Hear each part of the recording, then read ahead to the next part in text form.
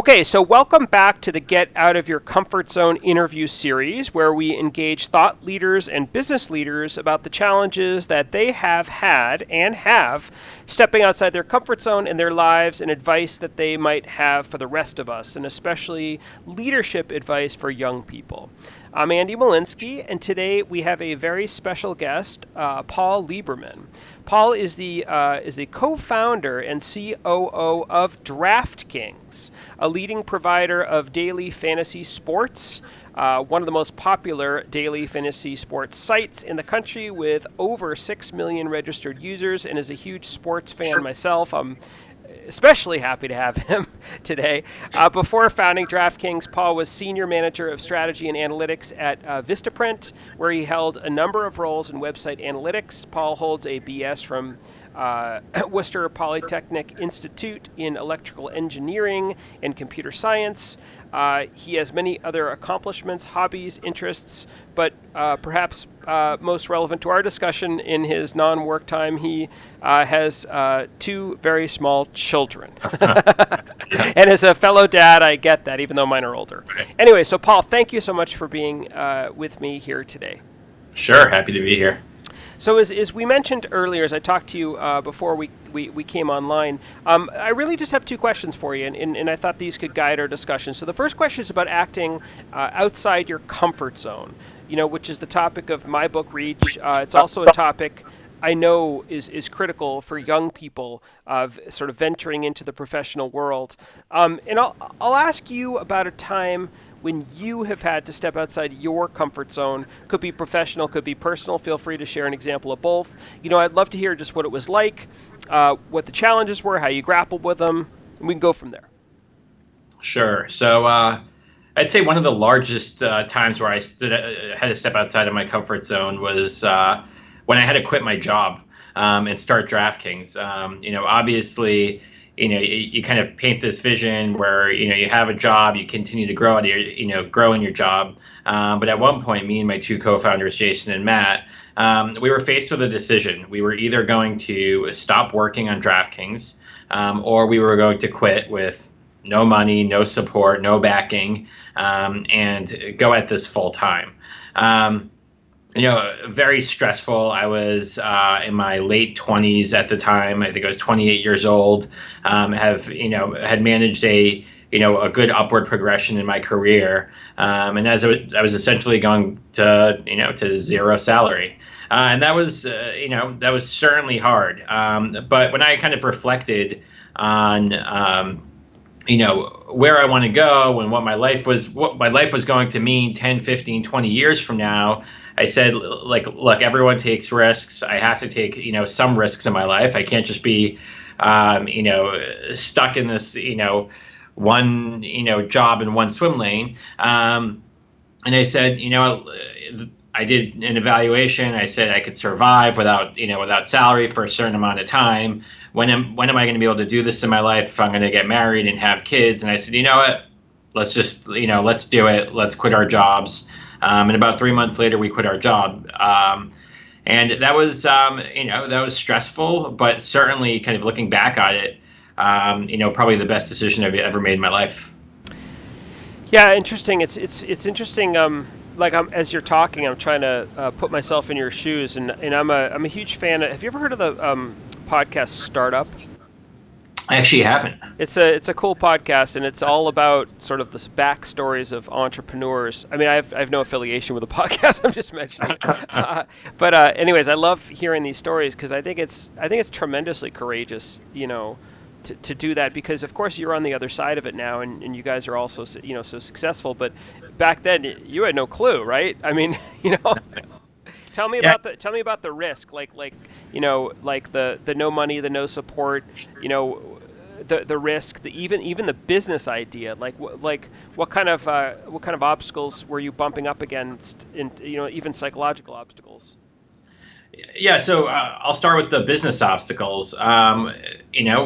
Going through and pitching our idea to investors for months. We started pitching this sometime in April 2011. We quit our jobs in 2012, and we probably talked to 100 or so investors. And all of them were like, no, not the right time, not the right product. Come back a little bit later when you guys have it more developed. So it was hard because you keep on getting rejected, and then you're making a commitment to something that you keep on getting rejected about. But one of the things that did resonate with us, kind of early on in talking to investors, is they said, if you're not going to take the risk of leaving your job, we're not going to take the risk of putting our money down. That was, a certain percentage of investors definitely had that mindset of, I don't even really want to listen or explore the idea until you guys, fully commit to this idea yourself. Evaluating that risk and making that commitment was definitely something that was difficult. But, one thing that I looked at, what I sought after is getting support from my family. I was at that point living with my fiance. It was important for me to have support and for people to say, like, look, we'll have your back and we'll support you through this process. And that's not always easy, and it's something that I felt like I needed to talk to them about. But that was a really important part for me being able to make the commitment that I did. It sounds like, from your story, it sounds like that's good to hear about in terms of your family, but also you did it with two buddies, right? That's not a minor detail, I don't think, in this story, right? Right. Say more about that, because you're living through something, taking, we quit our jobs and so on. Say more about the we, because and can you speculate or imagine what it might have been like alone? Yeah, honestly, it would have been a lot more difficult alone. I think that there was something, there's something about groupthink where we all kind of convince ourselves that it's a good idea. But it was also important, like, we knew that if it couldn't be one out of the three of us or two or three out of the three of us. We actually talked through those options. But we said, like, what is the story that tells the rest of the world if, one or two of us just don't believe in the team or the idea in terms of making that commitment.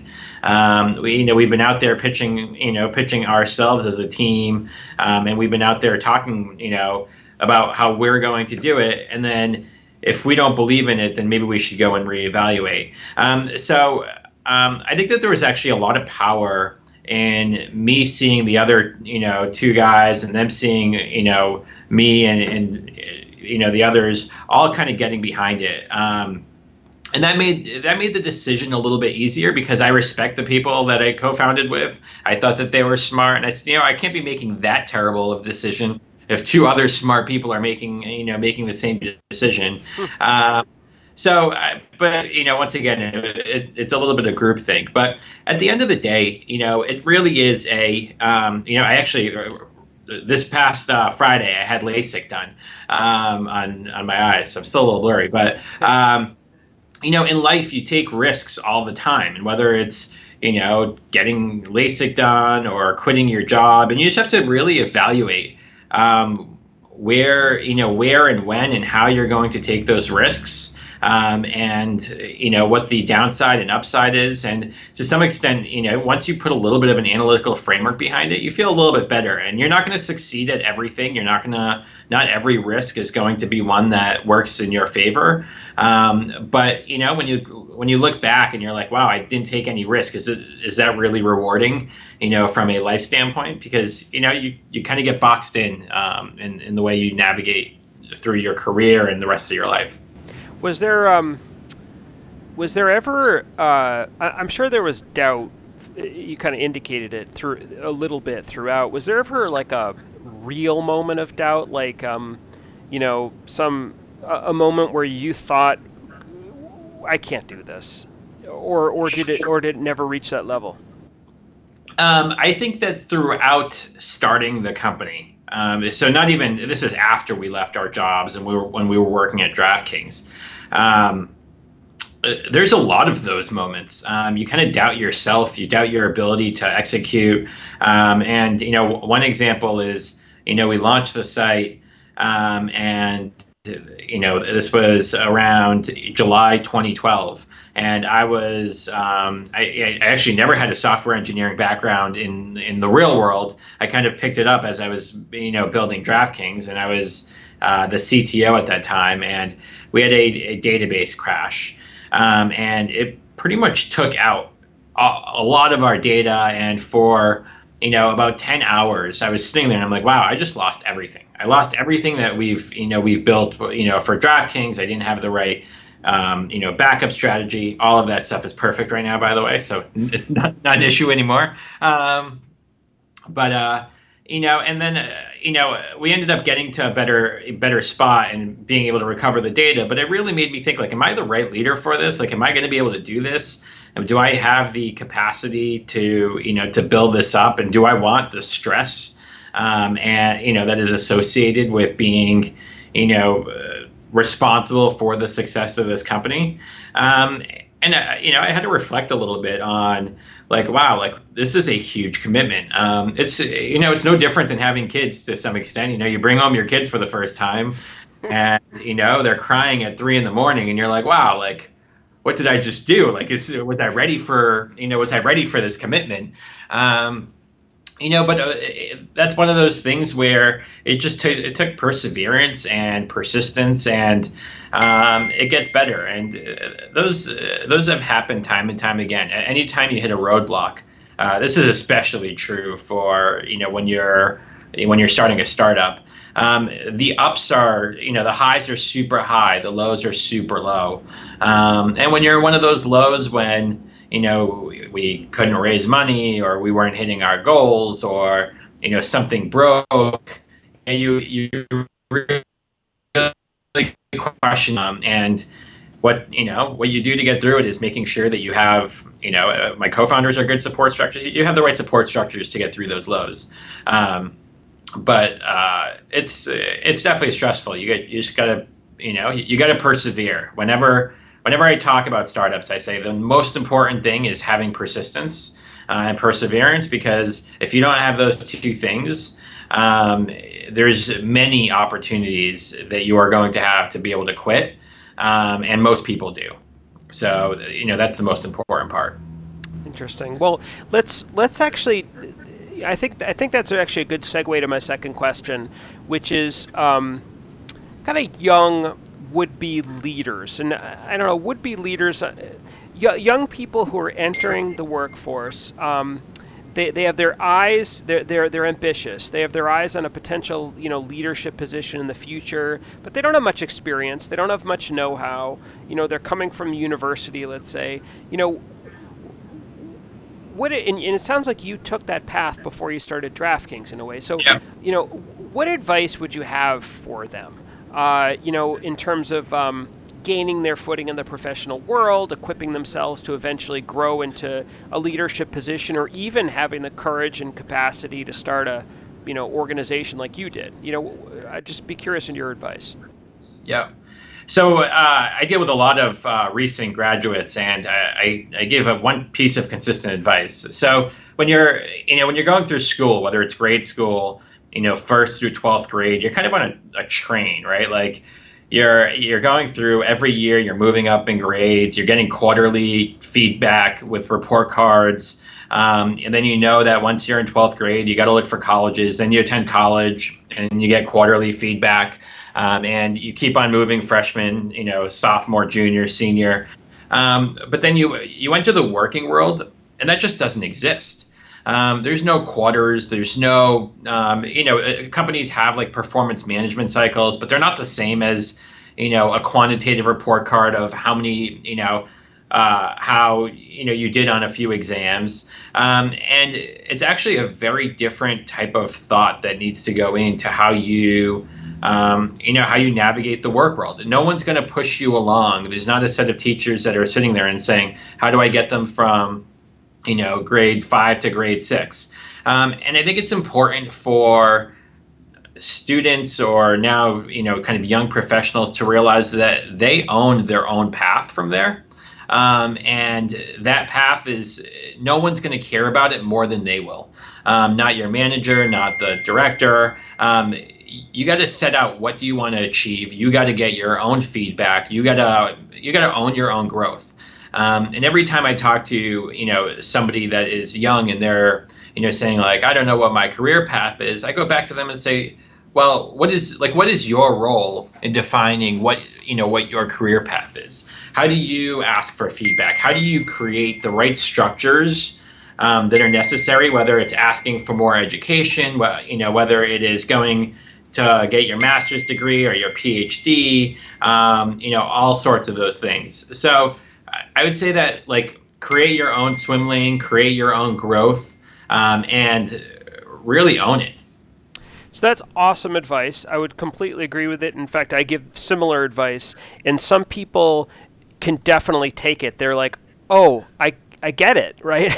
Like that really makes sense. I need to be independent. I was kind of guided through before, and I guess in college you have more. You're kind of choosing from a menu, but in the real world, you don't even have the specified menu in a way. But sure. And so some people probably can really take that advice really well. How about people, like, have you noticed or heard about like struggles in taking that advice? Do you know what I mean? In like either in taking it or executing it. Like what would be the tripwires? What would be the pain points in actually like the people who struggle at actually taking that excellent advice, which I totally agree with.